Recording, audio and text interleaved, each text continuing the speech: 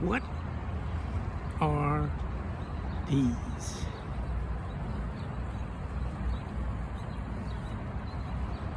Any idea?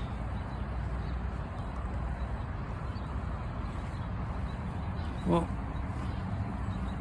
if you don't know, you'll never guess in a million years.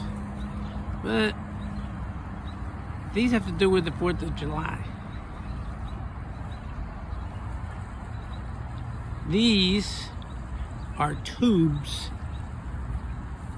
that might be filled with fireworks. I don't know. But this is where they shoot the fireworks off from. And these tubes is what they shoot them out of.